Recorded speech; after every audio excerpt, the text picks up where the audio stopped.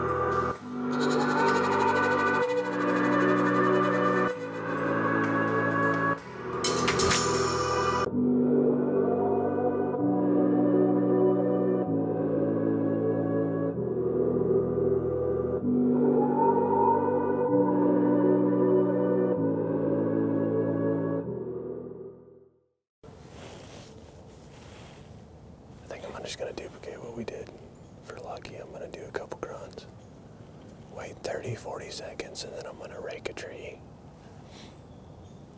Give it about 2 minutes and I'll start tickling them and slowly build it up.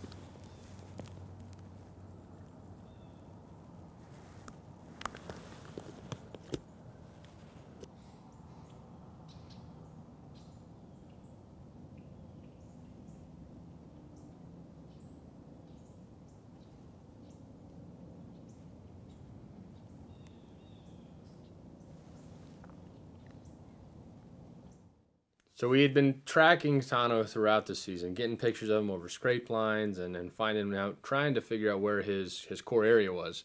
And our first encounter with him was a bit awkward. It was a snowy November morning. It was absolutely beautiful. It's November the 9th. Yesterday, Grant and I sat probably 250 yards in a field, a small kill plot that we have. And we saw quite a few deer, just not the right ones. So we've got like 3 days left of our vacation.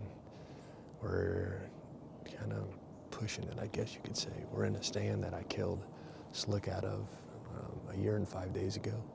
And the wind isn't ideal, but we put out a ton of code blue.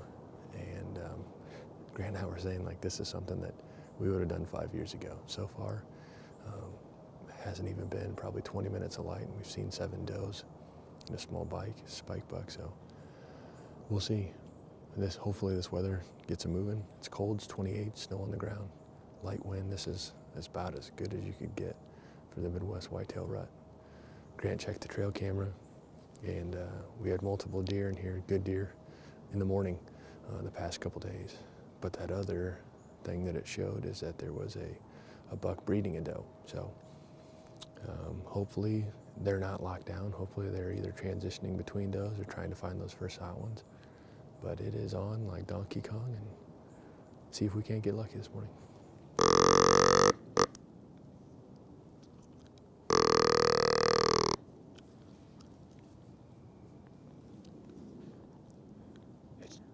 It's Johnsonville, isn't it?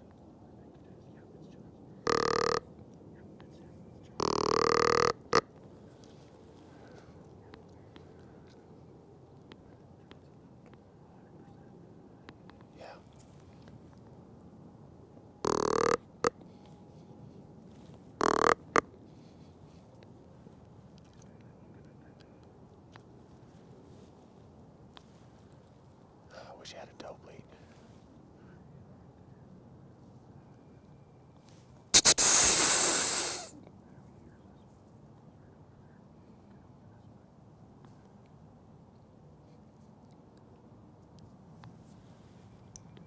Is he coming?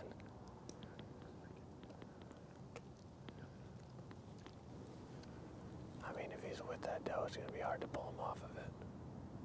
The sun was coming up. We'd seen a pile of deer, and Grant was filming, and given the nature of the show, he's like, man, I'm going to switch out the telephoto and do some B-roll. It's beautiful. I agreed, and kind of sitting there. Grant's got the camera completely disassembled, and of course, wouldn't you know it, here comes Tano, right up the trail. I mean, breakfast sounds good, but that buck sounds better. God. Ooh, it's going to eat me for a little while. I said, ooh, that's going to eat me for a little while.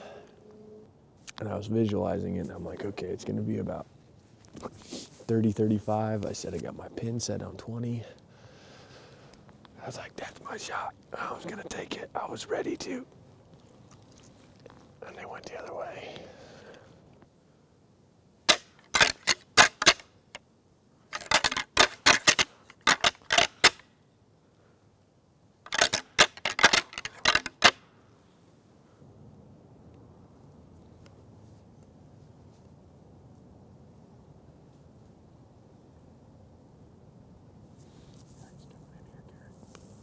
Looks like he's one.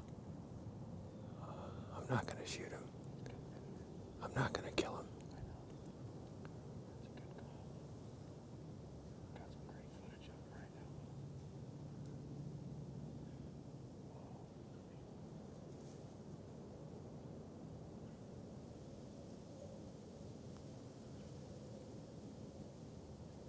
I could kill him right there.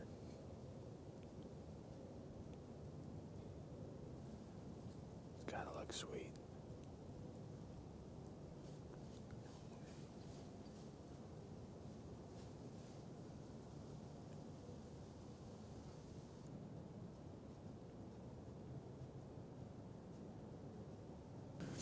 I did a blind rattle, I don't know, about 15 minutes ago, and I barely set the horns down, and a buck that we know all too well is Pretty Boy. Now, last year he was a busted up 3-year-old.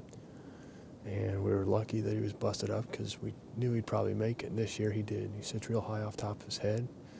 And next year he could be something pretty special. So it is actually the Wednesday before second gun season starts, and I'm out scouting. It's after work, it's dusk, and I'm going down a road that joins Garrett and I's hunting property with a couple other properties that deer like to pass through from time to time.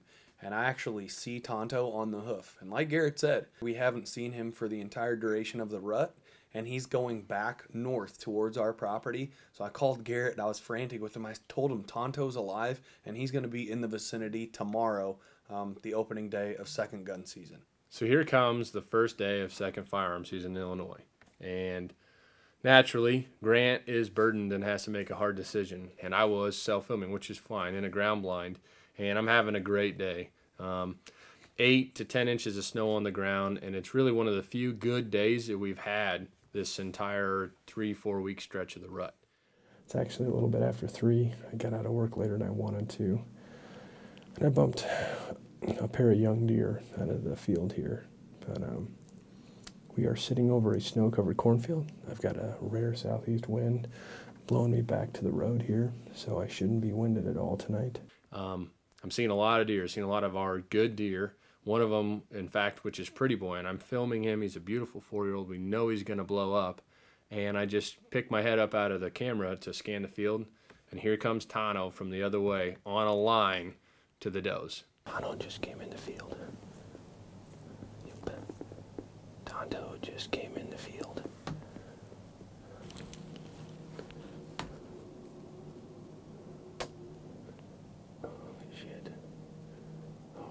Big guy. Here we go. Let's let him get in the field a little bit. Yeah. That's the one.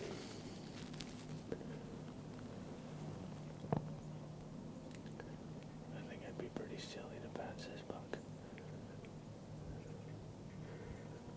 He's at 125 yards right now.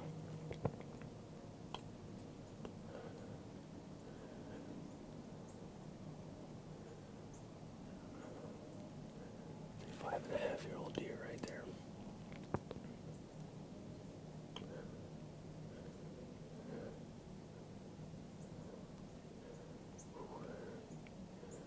Just be easy.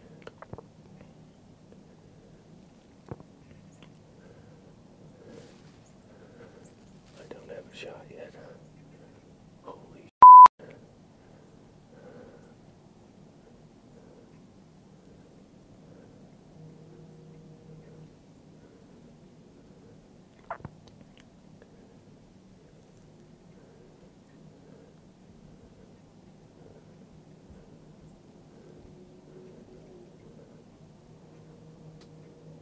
stop for a minute. Don't bump her. Don't you do it.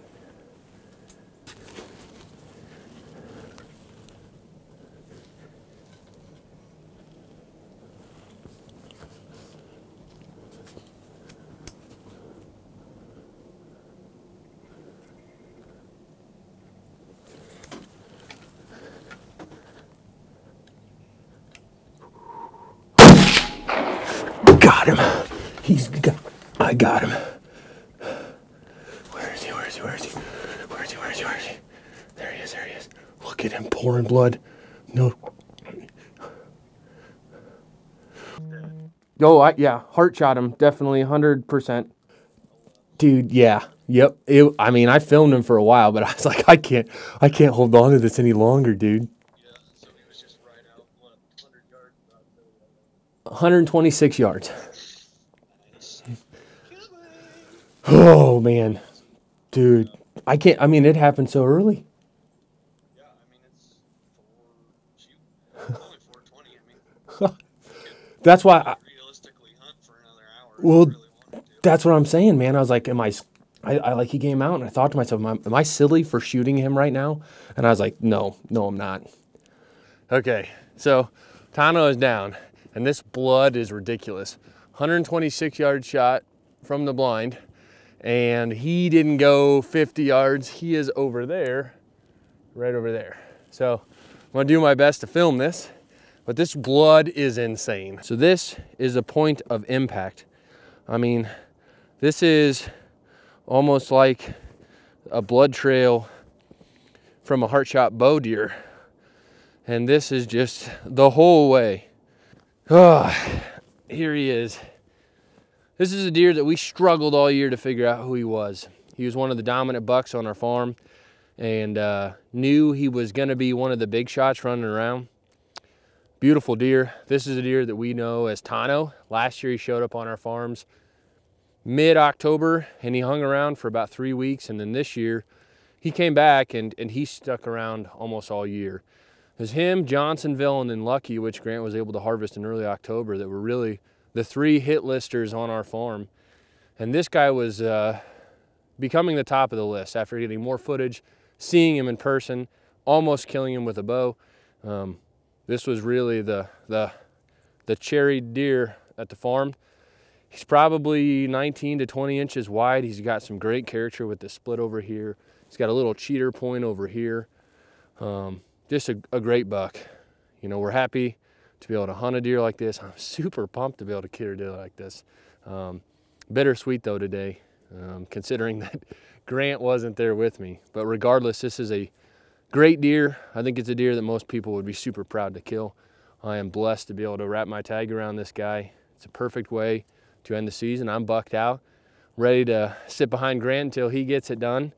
And I don't know, it's been a pretty good year so far, and hopefully we can keep the ball rolling. Garrett's gonna try to load him now.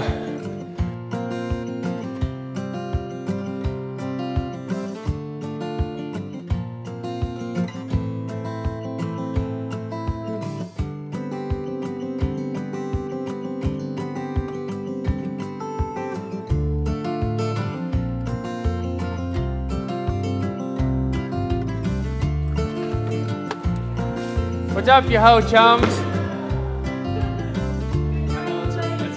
It's a first, I'm drinking. Nobody else did. Wait, Jeff drinking. Attaboy. No, it's a first you're drinking beer. That was a liquor. I have Michelob Ultras in there for girls. Did you not see them? There's a wine number in there. They're in the refrigerator.